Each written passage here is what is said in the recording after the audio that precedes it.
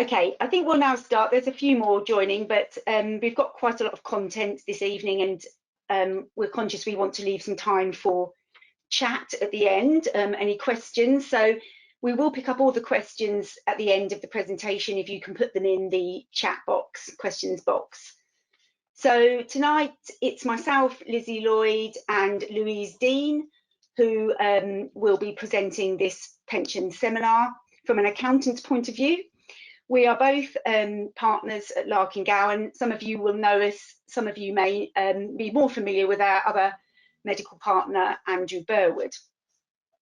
This session is going to be repeated live by Carl Boardman and George Crow on the 23rd of June. So there will be another opportunity to watch it if you so wish, or you wanted to see have a refresher or see how it's presented by other people and their thoughts.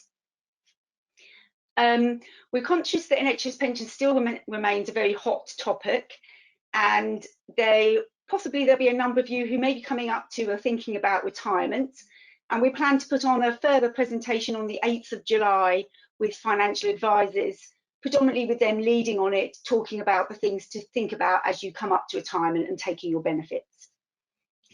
So Louise is my slide administrator, so if we could go on to the agenda. Thank you, Louise. So just to talk through what we're going to talk through, I'm going to cover off a brief recap of the annual allowance. I'm not sure how brief it is going to be, but a recap of the annual allowance and the tapered annual allowance rules, because they have changed and of course they are complicated, and those changes that came in. Hopefully that will be about 20 minutes. And then Louise will pick up on the McCloud Judgment and what that may mean, and where we are now before we go to questions. So if we can, thank you, Louise. So a recap of the annual allowance. So this is not the lifetime allowance.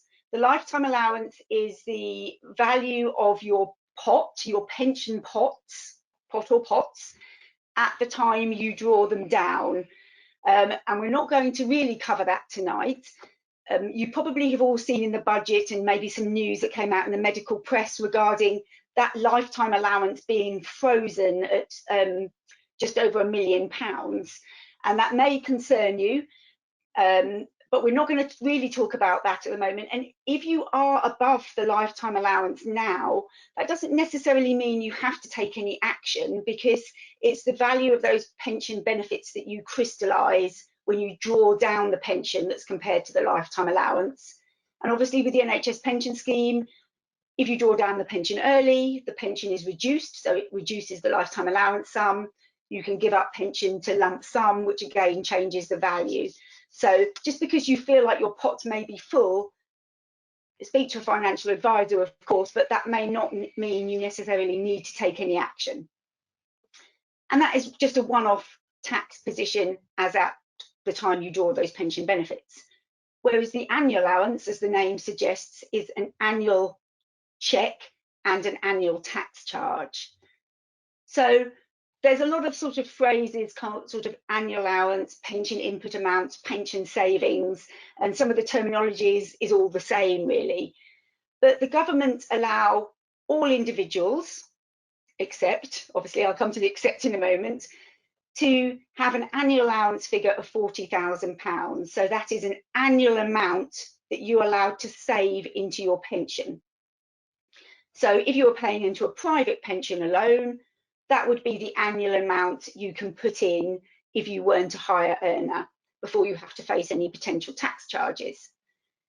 The NHS Pension Scheme is not a pension pot in the same way as when you pay into private pensions. It's has been said, it's a little bit like a Ponzi scheme. You know, what you pay in pays out somebody else's pension. It's called a defined benefit scheme because the pension is ultimately based on your pensionable pay over your career. If you're I'm assuming the audience is GPs in the practitioner scheme. So it's not based on those pension contributions you put in. You can't look at your employers and your employees' pension contributions and add those together and compare them to 40,000. You get tax relief on those pension contributions. Then you have to do another exercise to look at your pension growth, which then gets multiplied by a factor, and you add on the growth in the lump sum, and that is the figure that is compared to the annual allowance, to the 40,000. The calculation of the growth plus the growth in the lump sum is set out by HMRC, and you'll get a statement every year if you request one, or if you're over the annual allowance from NHS Pension Scheme, showing what your pension savings or your pension input figure is that you can compare to the annual allowance. And if that pension savings figure is £50,000 and your annual allowance is 40, you're 10 grand over the annual allowance, so you pay your marginal tax rate, be it 40 or 45% tax on that excess, on that 10 grand excess. However, there is the ability to bring forward unused allowances from the previous 3 years. If you only had 30,000 pension growth in the prior year, you've got 10,000 to roll forward. I would say that over the last few years, there may be not much left for some people to carry forward, but it does depend on obviously what your pensionable pay has been, how long you've been in the pension scheme, and inflationary factors that form part of this pension growth calculation. Now, I said at the start, a 40,000 annual allowance except, and that's except if you're a high earner. Now, if you're a high earner, then the amount you're allowed to put into pensions is tapered down. They are effectively restricting the tax relief that higher earners are able to get. And the higher earners have previously been essentially anybody with, or potentially anybody with taxable income above £110,000. That has changed, as we'll come on to in a moment. But if you've got taxable income of above 110,000, you then have to look at something called your adjusted income, which is your taxable plus your pension inputs, to see if you're over 150,000. And if you are, then this 40,000 gets tapered down to a potential minimum up to 1920 tax year of 10,000.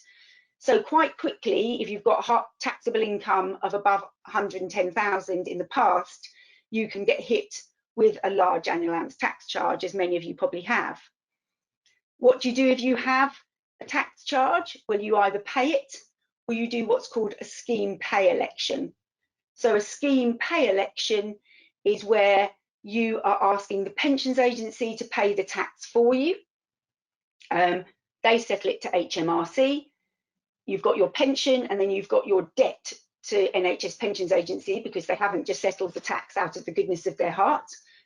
And they will charge interest on that debt, which when you come to draw your pensions will reduce the pension permanently that you draw. It will essentially, they'll look at what the debt is at retirement, how old you are, and then there'll be, not all of it will be recouped in one go. You won't have to pay it all back in one go. It will just reduce the amount of pension that you're going to then be drawing. But of course, that's a reduction in the pension that you're drawing that would be subject to lifetime allowance tax and income tax. So what do you do when you need to complete your tax return? Because for many of you who are GPs, your pensionable pay won't be known until the February, which is after when you're submitting your tax return. If you submit your tax return in the January, the February is when you submit your pension certificate. So the first opportunity that the pensions agency has to work out your pension growth figures will be towards the back end of the summer, October. They do a couple of refreshes in August and October to send out this information. And it is only the pensions agency that can accurately calculate the pension savings figure. So what do you do when you've got a tax return deadline that's in January, but you're not going to get the information until August, September? Well, you can do nothing and wait until you get the tax charge and decide whether you're going to pay it or do a scheme pay election. But there'll be interest that will have accrued on potentially both of those options by HMRC, because the tax will be paid late. You may also have missed the scheme pay election deadline, so you've got to watch out for that. So ultimately, we always like to suggest to our clients that an estimate is included on your tax return, so you can then make a decision about if you're going to pay it or do a scheme pay. They're all provisional and would need to be changed later anyway, but obviously it increases the paperwork and the number of things that need to be done. Right, if we can just go to the next slide, please, Louise. So where can issues arise? Who is going to be caught by the annual allowance? So inflation is one aspect of the annual allowance or the pension savings figure that the NHS pensions will do for you. And when inflation is rising, you are going to have a higher pension savings figure than when it is falling. It's very complicated, so just take it as that. So over the last few years, as inflation has been coming down, and I mean CPI, we talk about Consumer Price Index, is the measure of inflation. You know, in 2017-18, that was 3%, and then it came down to 1.7%, and then it came down to sort of I think it was 1.2%, then 0.5%. But now it's probably going to go back the other way. So although the last couple of years we may have seen a dampening down in some of the pension savings calculations, that could start to reverse. As the pension savings figure to compare to the annual allowance is based on your pensionable pay, higher pensionable pay, so higher profits, is going to increase that figure. If you've got outside earnings that are pensionable, it's going to increase the annual allowance figure. If you're buying added years, it means you're buying a year's worth of pension and some extra days based on your added year contract or additional pension. So that's going to give you a bigger growth. And if you're already paying into a private pension as well, that's using up some of your annual allowance on top of the growth in your NHS pension scheme. There's a couple of other points I would raise here. How long you've been in the pension is a clear indicator, because those with bigger pension pots, you know, maybe in their 50s, who've been in the pension for, you know, 20 plus years, the inflation factor, what we call the dynamisation, the growth in that pension, which is based on inflation plus 1.5%, is going to give rise to a bigger growth figure than if you've only been in the pension scheme 6 or 7 years. So the length of service is also a problem. You can be part-time with not what you think is huge profits and then still get caught. The other point I would mention is your accounting year-end date. So how you're taxed and on what year you pay pension contributions based on your accounting year-end date. And if that is not 31st of March, if it's another year-end date, 30th of June, 30th of September, and you decide to change that accounting year-end date to March, just be aware that that could increase the amount of pensionable pay in the year you change your accounting date.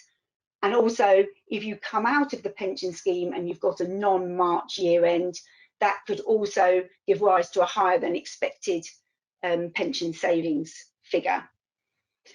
Just also picking back up on the outside earnings, I mentioned obviously if you've got outside earnings that are pensionable, that's going to add to your pension growth.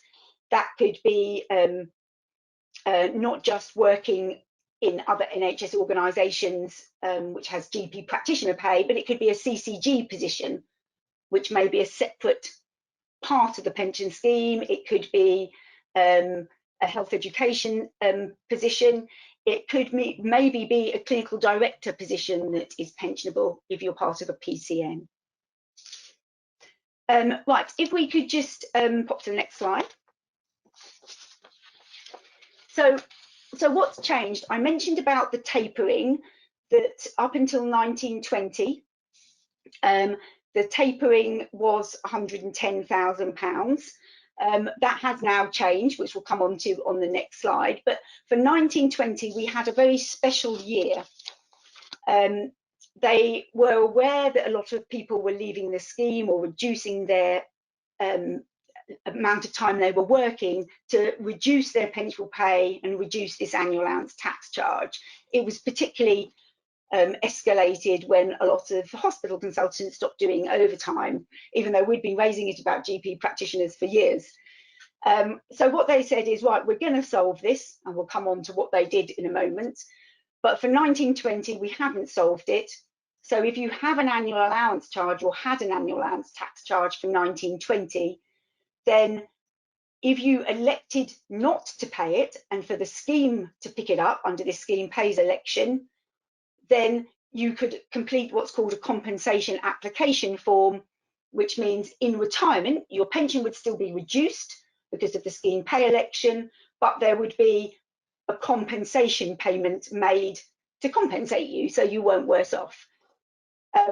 Now, we have already submitted some scheme pay elections and compensation applications, particularly for those who are about to retire or have retired. We are yet to see any compensation payments coming through, but they are apparently working on it.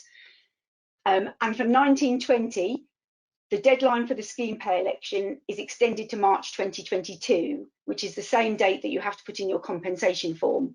You can't put in the compensation form without doing the scheme pay election. So we haven't tried to encourage them to not put a deadline on this, because if people don't know their actual position by March 2022, given the time lag in getting pension certificates processed by PCSE and then the figures coming out of NHS pensions, you might not know the figures by March 2022. So what are you going to do? Well, if you think you're going to have an annual allowance problem, you would complete a provisional scheme pay election if you haven't already, and you would complete a compensation form so that you have banked the ability to do that and amend those figures when they are finally known. But it is for 1 year only. So the next slide says, what have they done this year which they think solves that problem? So they've really focused on the tapering of the annual allowance, which, as I said, kicked in when people had taxable income of above 110,000.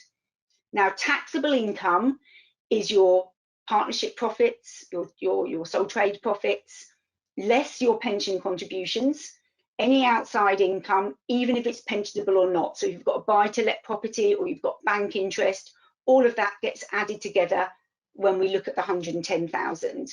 But that's now increasing to 200,000, which means if you've got taxable income below £200,000, you will have a £40,000 annual allowance, which is great news because it will lift a lot of people out of the very punitive tax that was arisen because of the tapered annual allowance.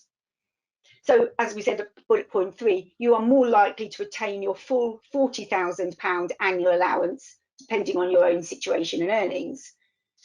Now, that doesn't mean you'll avoid a tax charge, because the £40,000 is relatively easy for a full-time partner, at least, to exceed. But of course, it will just be the excess over the £40,000 that you'll pay the tax on, rather than the excess over £10,000 if you were previously tapered down to £110,000. Oh, sorry, to £10,000. So would point out here that the tax charge is again your own responsibility. So there's no compensation scheme, but you can still do a scheme pay election. So if you've maintained a 40,000 annual allowance but exceeded it, you can pay that tax, or you can still do a scheme pay election, but there'll be no compensation in retirement. Also, just think about if you are in a partnership and the partnership is paying tax for you. You've probably already come across it, but you know, if the partnership pays any pension tax for you, that's going to reduce your current account, potentially your drawings in the partnership. Otherwise, it's going to skew compared to the rest of the partners.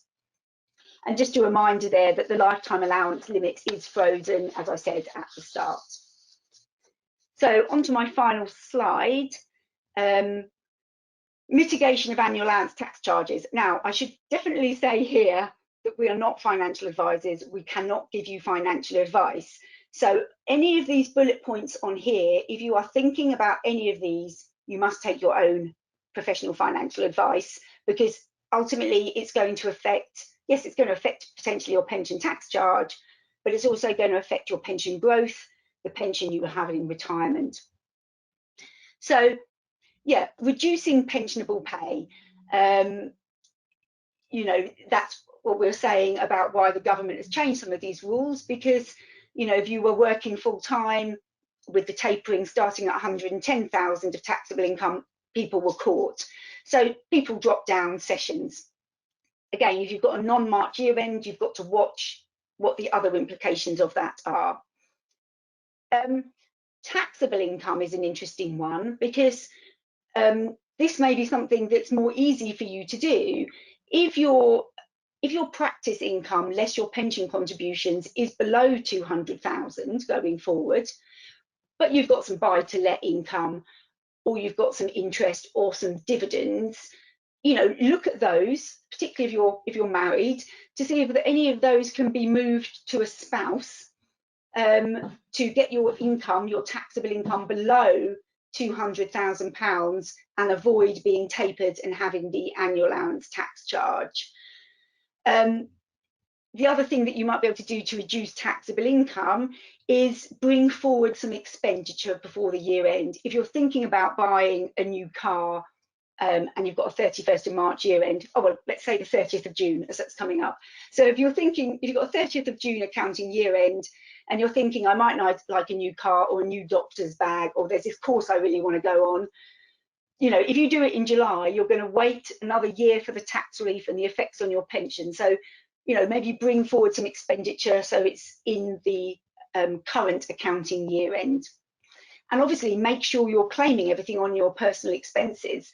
I mean, we sometimes see, or we have previously seen, people with taxable income of, you know, 111,000. So they're just about to get tapered, and you think, oh God, if you would just sort of, you know, are you sure your mileage log is right? Could you claim an extra percentage? Can we get your taxable income below 110? Obviously, legitimately, and would hold up to scrutiny by HMRC. Yes, people have been opting in and out of the pension scheme, and that's to basically slow the pension growth. It doesn't reduce your overall tax burden, because you're then paying tax on those pension contributions that you're not paying into the scheme for, say, half the year. But you're then not paying the tax on your pension growth, or as high as your pension growth. But then your pension is not growing as well, which is why that needs some careful planning and speaking to an IFA. There was thought at one point that the Pensions Agency were effectively going to allow you to pension a percentage of your pensionable pay, to avoid people having to go through the necessary paperwork of opting in and out of the scheme, which can be very cumbersome with PCSE because they don't process the forms in a timely manner. Again, if you've got added year contracts, as I say, that's increasing your growth, but it's also reducing your taxable income because you're claiming pension relief on your added year contributions. So one, you wouldn't just cease those without speaking to a financial advisor, but two, it may have a good result in reducing your pension growth, but then it may take you over a tapered annual allowance threshold. As I said, the private pension contributions you pay eat into your annual allowance. So considering as well the overall lifetime allowance limit, you've got to look at the whole picture before deciding what to do there. The interesting thing about private pension contributions, though, is they do reduce your taxable income for looking at the threshold. So a bit like the added years, they may help and hinder at the same time. I would say at this point that several people have often misunderstood that gift aid payments, so payments to a UK charity, you get extra tax relief on those as a higher rate taxpayer. They do not reduce your taxable income for looking at the threshold for when we start tapering your annual allowance. So they're treated differently. So, you know, if you're going to pay, you know, a few thousand to a charity to try and reduce your taxable income for the purposes of the annual allowance, that will not work. And yeah, we spoke about opting out. So I think that probably covers my brief recap of the annual allowance and the changes. So I'm now going to hand over to Louise, who's going to talk about the further changes under the McCloud Judgment. Thanks, Lizzie. Good evening, everyone. So I'm going to use this opportunity to talk about what we call the McCloud Judgment. Again, some of you may have heard about this some of you may not. So we just want to give you a little bit of background about what is happening, what it's all about, and what do you need to do, or what do you need to know about. So going back to basics, so as you are aware, there were previously two pension schemes. You had the 1995 NHS Pension Scheme and the 2008 scheme. Back in 2012, it was announced that there would be a new public sector pension scheme, the 2015 scheme, which would come into effect on the 1st of April 2015. And it was decided that certain people would be automatically transferred into that scheme. Now, some of you may recall when the 2008 scheme was introduced, you had a choice. There was a choice exercise where you could say, yes, I'd like to move into the 2008, or no, I'd like to stay in the 1995 scheme. This introduction of the 2015 scheme did not give anyone that choice. It was an automatic transition depending on how old you were.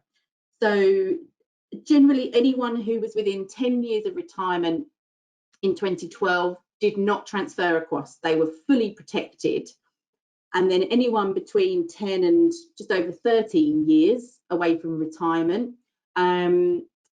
were transferred in at a later date. So they had what we call tapered protection. Anyone further away than the 13 years automatically went in on the 1st of April 2015. So there was a group of firefighters and some judges who didn't like this and took it to court on the basis of age discrimination, and they won. So the government have been looking at how they can remove the discrimination, and they published a consultation to get the views on some suggested remedies. Following the closure of that consultation, I think it was sort of earlier part of this year, they released what the results were. And to remove the discrimination, they have said that every member of the NHS pension scheme or any public sector scheme will move to the 2015 scheme in 2022. So from the 1st of April 2022, no matter how old, how far or close to retirement you are, you will be transitioned into the 2015 scheme. So then we have to think, okay, well, some of you may have been transferred on the 1st of April 2015. So what happens for that 7-year window, or for some of you, maybe slightly less? And that window we call the remedy period. So this is what the consultation was looking at. And effectively, for that remedy period, for that 7-year window, members can choose whether to stay in the reformed scheme. So if you had transitioned to the 2015 scheme already, you could say, okay, I'm happy with that. I will stay in the 2015 scheme. Or you could say, well, actually, no, I want to go back into my legacy scheme. I want to go back into the 95 or 2008 scheme, whichever one you were in initially and transferred out of. You can choose whether you go back into that scheme or not. Now, they were looking at when this decision would be made. Would it be made now or in 2022 when everyone is transferred over? So would there be an immediate choice? Or would the decision be made when you come to retire, which they call a deferred choice underpin? And they have, I think, sensibly decided that it should be made, or it will be made, shortly before your retirement. You will have certainty. If you have to make a decision now about what scheme you want to be in, you could be 20 or 30 years away from retirement. So how can you make a decision now when you don't know what's going to happen with your career. You don't know what your earnings will be. You don't know what time you will have away. So by making the decision when you come to retire, you will have actual information to base your decision on. Now, it's an all or nothing. If you choose to go into the 95 scheme or back into the 2008 scheme, it will be from the 1st of April 2015 all the way through. Even if you had sort of tapered protection, you can't say, oh, well, I'll stay in the 95 scheme for a couple of years and then I'll actually go into the 2015 scheme in 2019. It's an all or nothing. Now, obviously, at the moment, NHS Pensions has until October 2023 to action all of this. So what they have said is we are going to treat everyone as going back into their legacy scheme. So if you have been transitioned into the 2015 scheme at some point, you will automatically be treated as going back into your 95 or your 2008 scheme from the 1st of April 2015 until March 2022. There's no decision that has to be made at the moment. That is automatic, and they are in the process of dealing with all of the administrative tasks in that respect, and they have until October 2023 to action all of this and transfer all of the records. Now, only those who had membership in the 1995 or 2008 scheme as at the 31st of March 2012 and have then since had membership in the legacy scheme after April 15, because you are the ones that are affected, you are the only members who will have to make this choice. Obviously, if you joined the pension scheme post 1st of April 2015, then they are you would not be eligible. If you are likely to retire before October 2023, you still have this choice, and I believe they would hopefully be contacting you sooner rather than later to be able to make that decision and give you the necessary information that you need. It is going to be a complex transfer. And those who are looking to retire, we're not entirely sure of the process. We're still waiting on further guidance from that. As members, you will receive a statement each year to show you these are how your benefits are accruing if you had stayed in the 1995 or the 2008 scheme. And this is how your benefits are accruing in the 2015 scheme. So each year you should receive the information from NHS Pensions to be able to, continuously assess your situation, and when the time comes, make the decision that you need. So there's nothing for you to do at the moment. There is no decision to be made. As I said, you are now all back into the 95 or 2008 scheme. It's just being aware of what will be expected from you at some point. Just to make a point here, if you are looking to retire between now and maybe October 2023, when all of this is actioned, and you do change which scheme you were in, that your benefits would have to be recalculated. So there may have to be a repayment of some benefits, or vice versa, if it works out you're entitled to further pension benefits. But as I said, this will all be communicated to you at the point of transition. So there are other impacts of this new legislation that will be coming in. So Liz has just been talking through about your pension growth and the complex calculations that have to be carried out and reported on tax returns.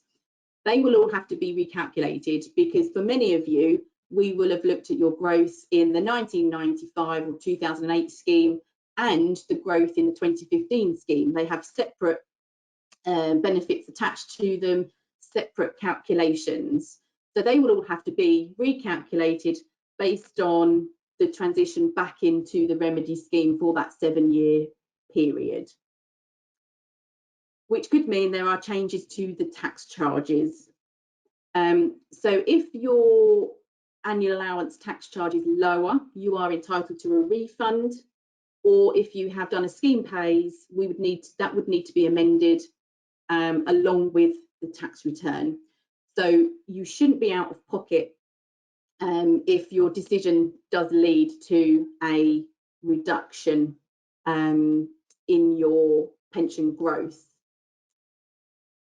And actually, on the flip side, if when you come to retire and you choose to go into the 2015 scheme for that remedy period, and it triggers an additional annual allowance charge, we understand it that the government will ensure you don't bear this cost. So really, annual allowance is probably not one of the things that you know, not the be all and end all with making your decision. There's other things to potentially consider, because as we understand it, you shouldn't really be out of pocket in terms of the annual allowance tax charge. Some of you who are in the 2015 scheme, I should also add, your tier rate, so the percentage of employees' contributions that you will have paid may have been annualised. So if you had a gap in service at any point, you potentially had a few months out in between, I don't know, salaried positions, the amount of contributions that you would have paid would be based on your actual pay, but grossed up for the whole year. So it's not a whole time equivalent. If you're only 6 sessions, it's done on your 6 session pay, but for a 12-month period. If you are then transitioned back into the 95 or 2008 scheme for that 7-year window, that annualisation does not apply. So there could be potentially refunds in your employees' contributions as well that may have to be calculated. So pension certificates may have to be amended and resubmitted. So you can see there's quite a lot that needs to be done, and who's going to do all of this? Because at the moment, you will have paid probably an accountant, unless you're very savvy to all of this. You would have probably paid an accountant to do all of this work for you. So therefore, should you have to pay for us to redo it all? But on the flip side, should professionals be expected to do it for free? So at the moment, we're not sure on the actual process and how all of this will be amended. We're just, again, waiting for further guidance and further information. You know, how much will NHS Pensions do of all of this as they work through transitioning everyone back over into the legacy schemes? If I should say also, if you opt, as you transition back into the 95 or 2008 scheme now, and there is an increased annual allowance tax charge now, you would have to pick up that tax charge, but you would be allowed to do a scheme pay. So even though the deadline may have passed, that they will expect you will be allowed to submit some sort of backdated scheme pays elections if there is an increased charge. But as I said, what we understand is when you come to retire, they say they're going to pick up the cost. So again, there's a slight contradiction in information, which again, we're just trying to work through and see how all of this will be handled in real life. So I thought I would just do a quick example just to kind of talk through the growth and how this would potentially change. So this is a GP practitioner who had transitioned to the 2015 scheme in April. So on that first available date in April 15. Now they're a partner, so their pensionable pay fluctuates up and down.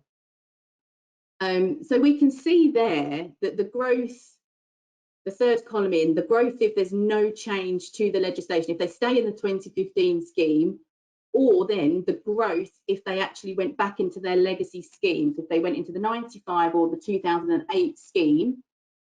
And you can see there that the growth in every year is lower. Now, generally the reason for that is because the 2015 scheme has a higher accrual rate.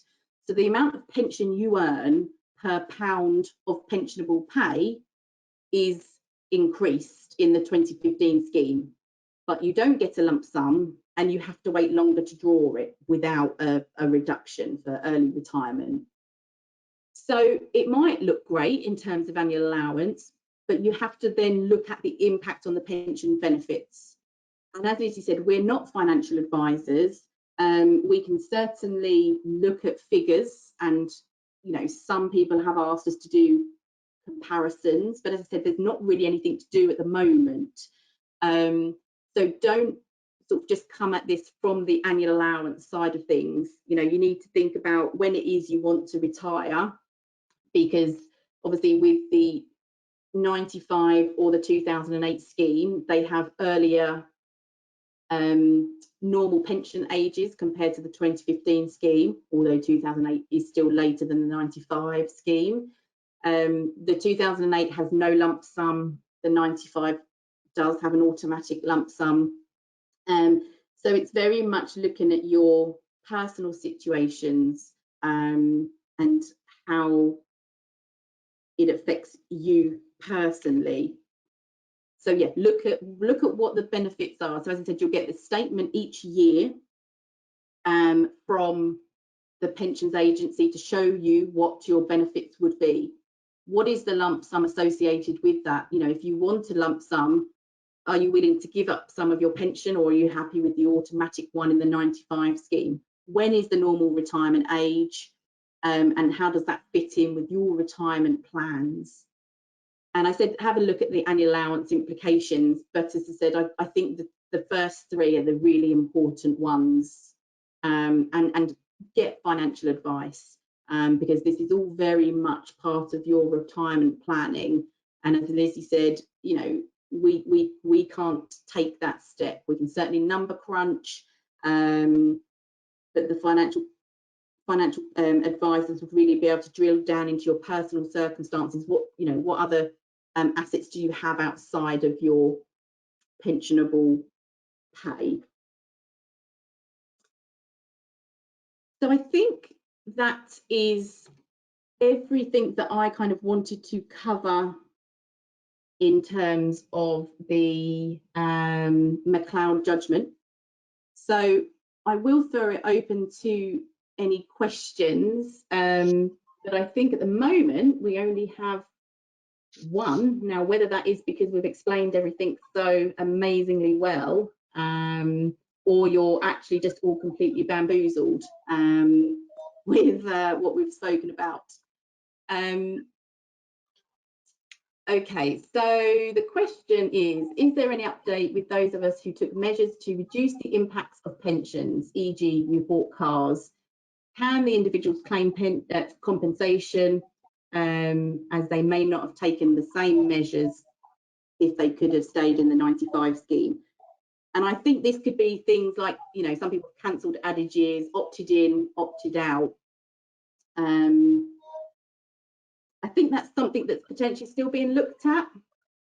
Yeah, Lizzy, I mean, I think obviously the comment is today we've hopefully tried to explain the changes to the McCloud, but we actually don't have legislation as yet. So if you go on to your total award statement service, which is where you can see your pension benefits, that will still show your 95 scheme and your legacy scheme. Oh, sorry, your 95 is your legacy scheme and your 2015 scheme. And that probably won't change until April 2022, because that's when we expect the legislation to be enacted. And that legislation will then say, oh, you can now go back and treat that remedy period as in your legacy scheme. And then, as Louise said, they've got till October 2023 to put that right. So there's nothing to do at present.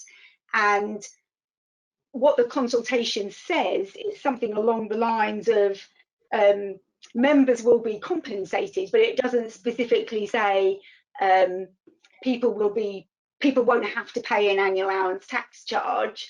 It's just that there will be presumably some sort of compensation. Now, we've also, I know ASMA have had discussions with NHS Pensions around this, and they probably would look at some of these compensation cases, they said, on a case-by-case scenario, which, as you can imagine, could take a very long time. So all I would say is if you feel that you have been let down, you've taken retirement early or something because of this, because you were going to be moved into the new scheme, then let us know and we can keep a list. I have got a list started of people who may have got some compensation issues, because we can then raise them, at least with the BMA, to raise them with NHS Pensions or the Treasury, and we can then let you know when we know a bit more. I think even when the legislation comes out, they're going to focus on getting what they call the immediate detriment people sorted. So those who have retired since April 2015. So as Louise said, there's a lot to sort out, and it's going to take a long time. But there's nothing to do at the moment. But in a good way, there's nothing to do.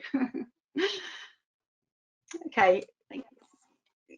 Your eyesight's probably better than mine, Louise, for reading that question.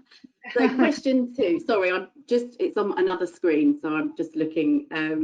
What impact is the government paper on increasing the minimum pension age from 2028 likely to have?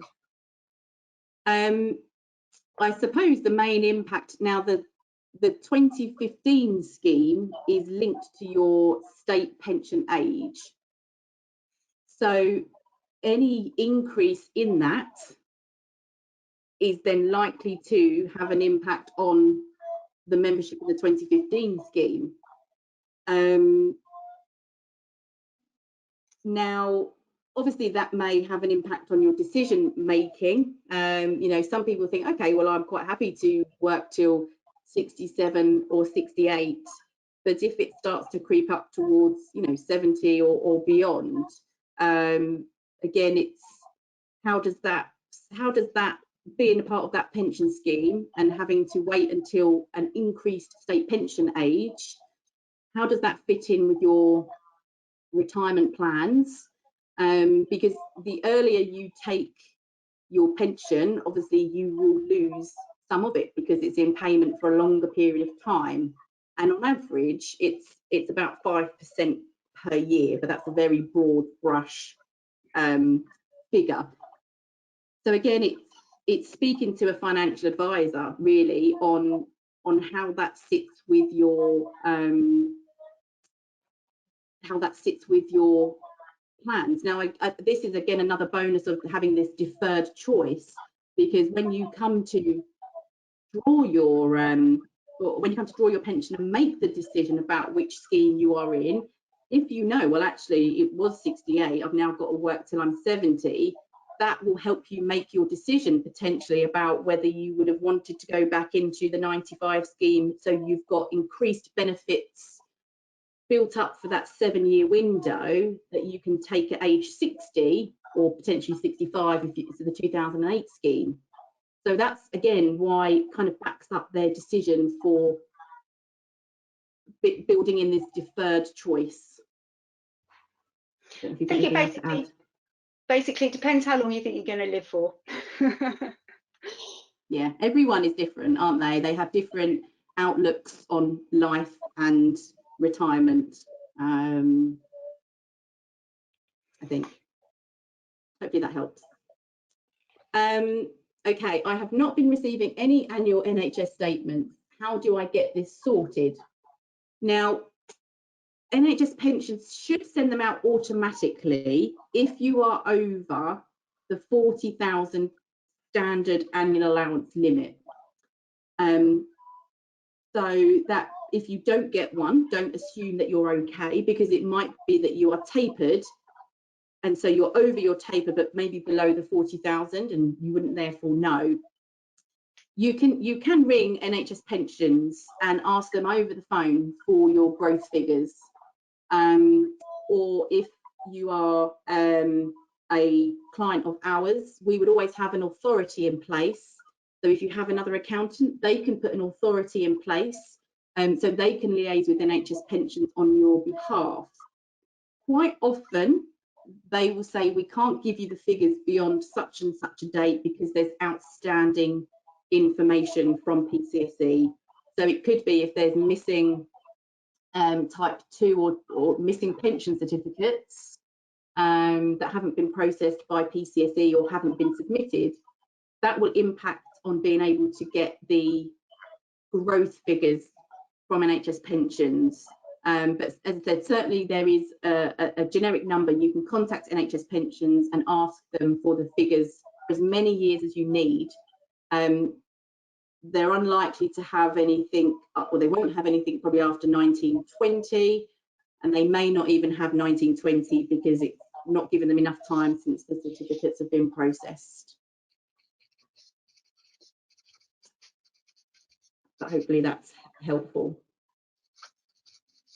Will reverting back to the 95 scheme help with annual allowance as it gives lower growth than the 2015 scheme? Do you want to do this one, Lizzie? I've done the last couple. Yeah, well, yes, probably and potentially. The ones we've modelled, I think, Louise, we've both shown that that is the case because of the growth in the 2015 scheme. You get a slightly higher accrual rate, but you get no automatic lump sum.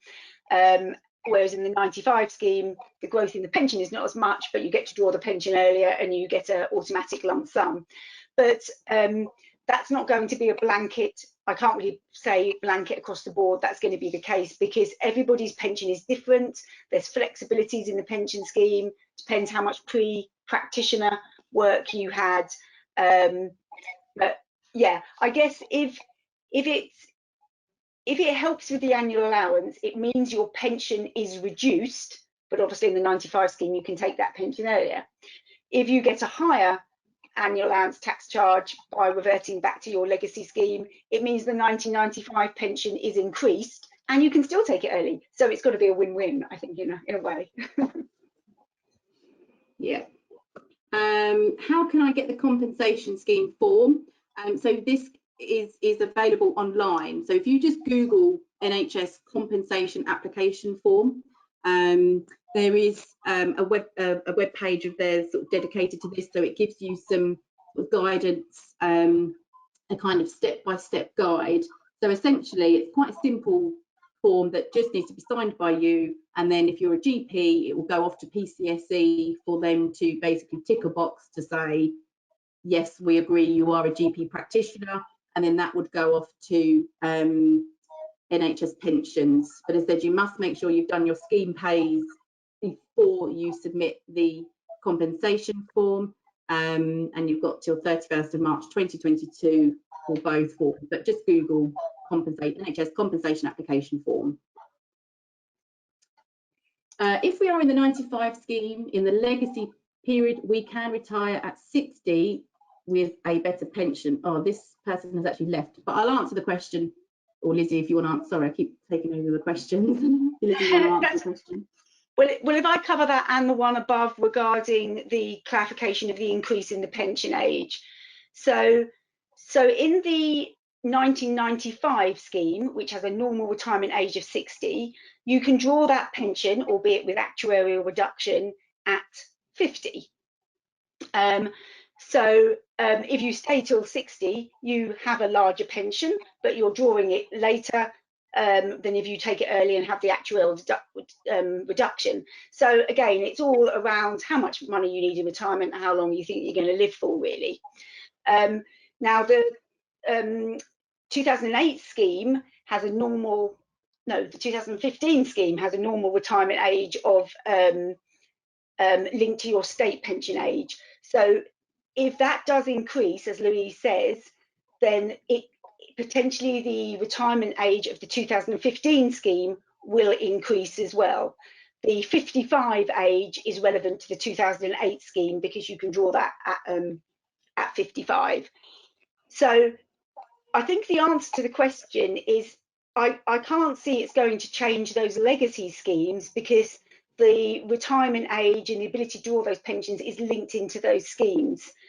But again, we haven't seen the legislation, and we're assuming that from 2022, when you all go across to the new scheme, that it will look like the 2015 scheme, But again, we don't actually know that. We haven't seen that in the legislation as yet, but they did say when they brought out the 2015 scheme, there'd be no pensions changes for 25 years or something. So hopefully that, I know it doesn't give exact clarity, but gives you what we know. Okay. I am 55 and so affected by McCloud. I have no tax charge for 2021 year end. Do I need to put in a scheme pays form in case I do? If I go back to the 95 legacy scheme, BMA talk 6 months ago suggested I should. Okay, so if you, I'm not sure how certain you are that you would not have a tax charge for 2021, because I'm guessing if you're salaried, you'll know what your pay is, but if you're a partner, potentially you might not know what the pensionable profits are. But if you are reverted back into the legacy scheme and you have a tax charge, I think as we understand it, you would be able to submit any retrospective scheme pays. Now for 2021 year, the scheme pays deadline would be July 2023. So there is still obviously the normal window to submit that that scheme pays if need be. But I think as I understand it, you would be able to still utilise the scheme pays for earlier years if the deadlines had passed. Because obviously at the time you didn't need to, but because of this change, you perhaps now do. But I think because we haven't got the legislation, we wouldn't be able to say if you haven't used the scheme pay election before in the year. We probably can't say with certainty that it would be available, and therefore if you were concerned, you may want to put in a scheme pay election with a nominal sum on it to hold your application open. And I think the BMA was suggesting £25, and they were suggesting £25 because they said that the pensions agency wouldn't process them unless they had at least £25 on them. But I think we've had some accepted for £10, haven't we? So yeah. So, yeah, I think if you feel like you're close, if you've done the calculations, then it may be good. It may be good practice for belt and braces. But as Louise said, you've got some time anyway, and you may know a bit more by then. You might actually have the figures. Depends what your accounts year end is as well. Yeah, and if you do submit it, in case anyone's not aware, you can go back, and if it turns out you don't have a charge, you can just basically amend it down to zero. So it's not like you still have to have that £25 charge on there. You can go back if there's no charge and put it down to zero. What you can't do is if you submitted a scheme pays election because you had a £10,000 tax charge, you can't turn around and go, actually, I'm going to pay that myself now. It's irrevocable in that respect. But if it turns out you don't have a tax charge, you can just revert it and submit a final one with nil on it. So yeah, sometimes best practice is to put something in, but hopefully we'll know more. Thank you, Lizzy and Louise, for an excellent information. You're very welcome. Talking about McCloud, can I clarify there is no choice to be made by the member for the time being? Yes. There is nothing to do until shortly before your retirement. That is when you have to make your decision. As I said, at the moment, you are automatically going back into your legacy scheme. You then, when you come to retire, say, is that the right decision for you? Yes or no. As I said, you may want to just think about things, like I say, review these statements that you should be getting, but there is no decision that you need to make as of yet. And as Lizzy said, we haven't even had the legislation anyway to be able to really hone down on some of these points that we're talking about. How do I know whether I am eligible for a compensation scheme? Effectively, if you are in primary or secondary care, if you are a clinician, so if you're a GP, you're eligible, and you've got a tax charge as a result of the annual allowance, and you've done a scheme pays, you are eligible. I don't think we've come across anyone who is not eligible. If they are, as long as they're a clinician, you are eligible. Don't think there's anything, any other exceptions we've seen, is there, Lizzy? Not that I can remember, but you must have, to be eligible for the compensation, you must have submitted the scheme pay election first. They won't process the compensation unless you do that. Yeah. Could you clarify what threshold income and adjusted income is for HMRC when determining the tapered annual allowance? Is threshold broadly net income minus pension contributions? Do you have to exceed both? Okay, so threshold income is effectively your taxable income. So this is step one. So you look at your taxable income from all sources, as Lizzy said, whether it's a salary or partnership profits, any buy-to-let properties, anything you've got that you are paying tax on, and you take off your pension contributions, but ignoring gift aid. If that net figure was previously above 110 or now 200,000, then we move on to step two, which is looking at the adjusted income. If you're not, if you are below the 110 for 1920 and earlier, or now 200, you stop there. You've got £40,000 allowance. You don't need to do anything else. It's only if you are above that we go to step two. And step two is we take the threshold income that we've just calculated and we add on the pension growth that either you've got from NHS pensions or we've calculated or your accountant has calculated for you. So you add that on. If that is then above either the 150 for 1920 or earlier, or the 240 for 2020 onwards, if it's above those figures, you are going to have your £40,000 tapered down to the minimum, but to some, on a sliding scale. So for every £2 you are over, you lose £1 of your annual allowance. So step one, what's your taxable, less your pension contributions. If you're under it, stop, that's fine. If you're over, add on the pension growth. Are you at the 150 or 240? So you don't need both. Well, you have to exceed both to be tapered effectively. Hopefully that answers that question. Oh, and the last one to end on is not a question, just as a very excellent presentation. There we go. So I think that's covered all of the questions, unless there's any very last minute ones. Lizzy, anything else that you would like to add? Well, you're welcome to email us if you've got any questions after this. And as I say, this presentation will be repeated by two different presenters. So do listen again if you have a spare evening. And I think it will be recorded as well, so you can watch it back at your leisure. I don't know if this is possible, but if it is possible, when we send out our post presentation email, I'll see if we can put on there where you can access your total reward statement, which your total reward statement, for those that don't know, is where you can go in and see what your pension benefits are now. It doesn't give you those annual allowance pension savings figures, but it shows on little tabs your 95 pension scheme in 2015.